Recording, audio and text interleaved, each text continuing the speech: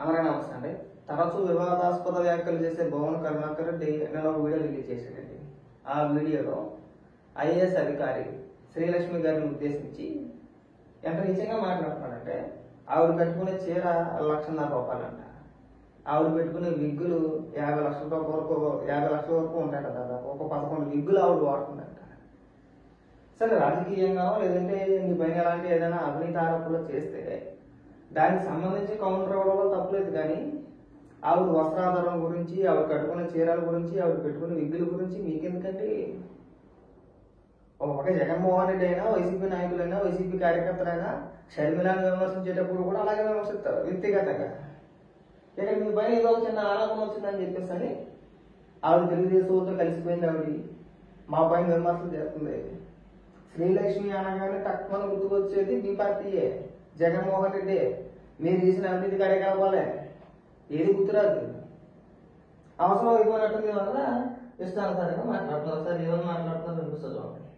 ఆవిడ ధరించేటువంటి రోజు ధరించే చీర ఖరీదు కనీసం అంటే 1,00,000 రూపాయలు. ఆమె చేసేటువంటి ఉద్యోగం ఏంటి, ఆమెకు వచ్చేటువంటి జీతం ఎంత, ఆవిడ ధరించేటువంటి చీరల ఖరీదు ఎంత, ఇవన్నీ కూడా నాకు చాలా స్పష్టంగా తెలుసు. మాట్లాడడం అప్పుడే చెప్పొచ్చు. జగన్మోహన్ రెడ్డికి తెలంగాణ నుంచి మళ్ళీ ప్రత్యేకంగా తెప్పించుకున్నారు కదా ఇక్కడికి బదిలీపైన. జగన్మోహన్ రెడ్డి ముఖ్యమంత్రిగా ఉండగా లేదు నాకు దోచుకోవడానికి అనువుగా ఉండాలంటే ఆవిడే ఉండాలి, ఆవిడైతేనే బ్రహ్మాండమైన సలహాలు ఇచ్చుద్దు మనకు అని చెప్పేసి తీసుకొచ్చారుగా. కార్యదర్శిగా నియమించుకున్నారుగా, నియమించుకోలేదా? నిన్న మొన్నటి వరకు ఎవరో మాట్లాడలేదుగా. మరి సడన్గా ఈ దాడేంటి? రివర్స్ మాట. ఇప్పుడు జగన్మోహన్ రెడ్డికి సంబంధించి ఆ 1 కేసులు ఉన్నాయి కదా, భూముల కేసులు, అది కోర్టులో కొట్టేసినట్టున్నారు. ఎట్టా కొట్ట అన్న జైలుకి వెళ్ళడానికి తప్పదు. ఇంకా మార్గం సులభం అయిపోయినట్టు ఆల్మోస్ట్. ఇప్పుడు ఎదురుదాడి మాట అంతా ఆవిడే చేసిందని చెప్పేసి ఇప్పుడు ఎదురుదాడి మాట నేను వచ్చి మాట్లాడుతాను. రోజు 1,00,000 రూపాయలకు పైన విలువ చేసేటువంటి చీరలు ధరిస్తూ 50 లక్షల రూపాయల కంటే విలువైనటువంటి విగ్గులు ఆవిడకు దాదాపు 11 ఉన్నాయి. ఆవిడ ఏమన్నా ఉండపడ్డాయి, అది మీకు ఎందుకండి? ఆవిడ చీర 1,00,000 అయితే మీకెందుకు? ఆవిడ విందులు పెట్టుకుంటే మీకెందుకు? దాదాపు 50 లక్షలు అంట. ఆ రేట్లని మీకెందుకండి? మిమ్మల్ని ఎవరు అడిగేది అసలు? మీరు ఏమని మాట్లాడుతున్నారు? దేనికి సంబంధించి మాట్లాడుతున్నారు అసలు? ఏంట్రా అంటే తెలుగుదేశం పార్టీ నాయకులతో కలిసిపోయి వీళ్ళపైన అంటే ఇతని పైన అవినీతి ఆరోపణలు చేస్తున్నారంట. అందుకని చెప్పేసి దీనికి కోపం వచ్చేసింది. కోపం వచ్చేసి ఇంకా ఆవిడ పైన వ్యక్తిగతంగా దాడిపడ్డ. ఆవిడేమి మంచి ఆవిడో, సుఖకోసమో, నీతి మంత్రాలనో, నిజాయితీగా ఆఫీసరానో, అధికారులను నేను అన్నాను. కానీ మీ పార్టీకి ఉన్న జబ్బు ఏంటంటే, మన పార్టీలో ఉన్నంతకాలం, మన పార్టీకి సపోర్ట్ చేసినంతకాలం, జగన్మోహన్ రెడ్డికి నచ్చినంతకాలం ఎవరైనా మంచోళ్ళే. మన పైన ఏదైనా ఆరోపణ వచ్చిందనుకోండి, ఇంకా బలి చేసేటివే. అధికారులను బలి చేయడం మీకు ఇవాళ కొత్త ఏమీ కాదు. మనం ప్రతిరోజు వార్తల్లో చూస్తూనే ఉన్నాం. లెక్కర్ స్కామ్లో కొంతమంది అధికారులు లోపలికి వెళ్ళిపోయారు. వెళ్ళదా? అక్కడ ఎందుకు సిఐడి సంజయ్ మాజీ చీఫ్ జగన్మోహన్ రెడ్డి ముఖ్యమంత్రిగా ఉండగా ఎక్కడ భూమి నిలవాల? నేను ఈ ఆస్తులు అటాచ్ చేస్తానన్నాడండి. తెలుగుదేశం కార్యకర్తలు ఎవరైనా ప్రభుత్వానికి వ్యతిరేకంగా మాట్లాడితే జగన్మోహన్ రెడ్డి ముఖ్యమంత్రిగా ఉండగా వీళ్ళ అధికారులంతా కలిసి ఎవరైనా మీరు ప్రభుత్వాన్ని ప్రశ్నిస్తే కనుక మీ ఆస్తులు అటాచ్ చేస్తాం, మీ పైన కేసులు పెడతాం, డైరెక్ట్గా దేశద్రోహం కేసులే. ఏమయ్యాడు ఇవాళ జైలుపోలేదు. అధికారులను వాడుకుని వదిలేయడంలో మీరు నెంబర్ 1. ఇంకా మాట్లాడు. రోజు ఆ విగ్గులు ఒక్కొక్క రోజు ఒక్కొక్క విగ్గు ధరిస్తూ ఆవిడ దర్శనమిస్తూ ఉంటారు ఆఫీసులో. ఆవిడ కింది స్థాయి అధికారులతో ఆవిడ అసలు భూమినే కొల్లగొట్టింది అన్నటువంటి పేరు కూడా దాల్చినటువంటి వ్యక్తి. ఆవిడ ఒక విలువలతో జీవితమంతా ఉద్యమాలతో, పోరాటాలతో, రాజకీయాలు చేసినటువంటి నా మీద కక్ష గట్టి ఇక్కడ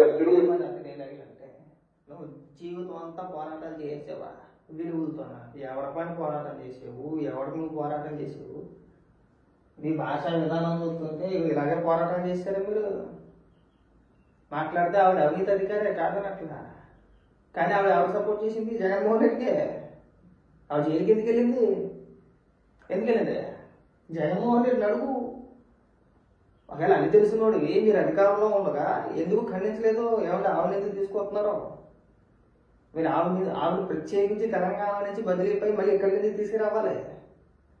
మరి మీరు పదవుల్లో కూర్చోబెట్టడం దేనికి? మళ్ళీ అది కూడా ముఖ్యమైన పదవుల్లో, సీఎం పేషీలో అత్యంత సన్నిహితురాలు జగన్మోహన్ రెడ్డికి ఎందుకు తీసుకొచ్చారు? ఎందుకు నియమించుకున్నారు? మన బాగా తినేస్తేనే బాగుంటుంది, ఆవిడైతే బ్రహ్మాండంగా సలహాలు ఇచ్చిద్దనే. ఇవాళ మీ పైన ఏదో ఒక ఆరోపణ వచ్చిందని చెప్పేసి ఆవిడ మాత్రమే అవినీతి అధికారి అట్ట. మరి జగన్మోహన్ రెడ్డి అది రావాలి చూడండి. ఈ కేసులో ఆవిడ కూడా ఉంటుంది, భాగమే కాదనట్లా. కానీ ఇప్పుడు జగన్మోహన్ రెడ్డి సొద్దుపోసా ఆవిడ మాత్రం అవినీతి పరురాలు. ఇంకా రేపు నుంచి స్టార్ట్ చేస్తారు మొత్తం, బెటాలియన్ అంతా స్టార్ట్ చేస్తారు మొత్తం. ఇప్పుడు జగన్మోహన్ రెడ్డి మంచోడని చెప్పాలి. ఈ అధికారులు అందరూ కలిసి జగన్మోహన్ రెడ్డి అవినీతి కేసులు ఇరికించారని చెప్పేసి ఇలాంటి వ్యక్తులందరినీ కూడా బలి చేస్తారు. తప్పలేదు, ఆవిడ కూడా అలా జరగాల్సిందే. లేదంటే మీ అన్నదాన్ని చూసుకొని వెనకాల జగన్మోహన్ రెడ్డి ఉన్నాడనో, లేదంటే అప్పట్లో రాజశేఖర రెడ్డి ఉన్నాడనో మామూలుగా రెచ్చిపోలేదు ఆవిడ కూడా. దానికి తగిన బహుమానం అన్నమాట. ఇంకా చాలా మాట్లాడుతుంది, ఒకసారి వినిపించేస్తాను.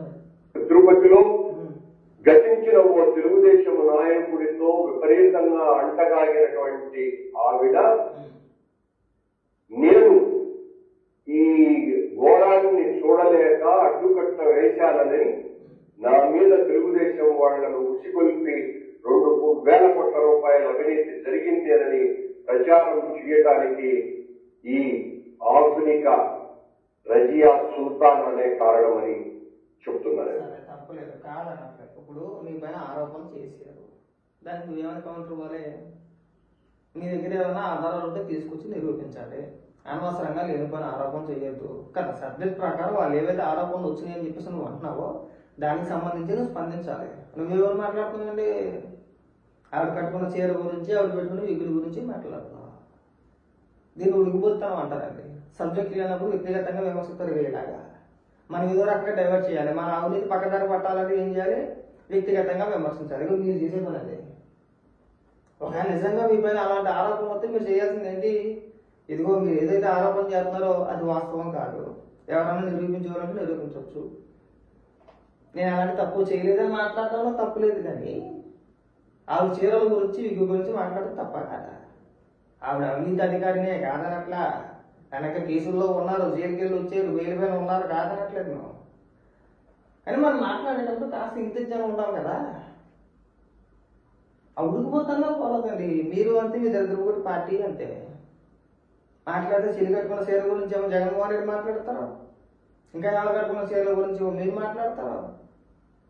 మరి మీరేమో సుఖపోసాలంటే కాదు, మీరు ఖరీదైన కార్లలో తిరుగుతారు, ఖరీదైన బట్టలు వేసుకుంటారు, ఖరీదైన నగలు ధరిస్తారు, ఇళ్లలో ఉన్న వాళ్ళు కూడా కాదా. మీ జీతాలు ఎంత? మీరు రాజకీయాల్లో జీతాలతోనే బతికేలేదు కదా. చెప్పుకోలేకపోతే చాలా దొరుకుతుంది బాగోతాలో. దయచేసి ఈ చీరల గురించి, వీధుల గురించి మాట్లాడడం కాస్త తగ్గితే మంచిదండి.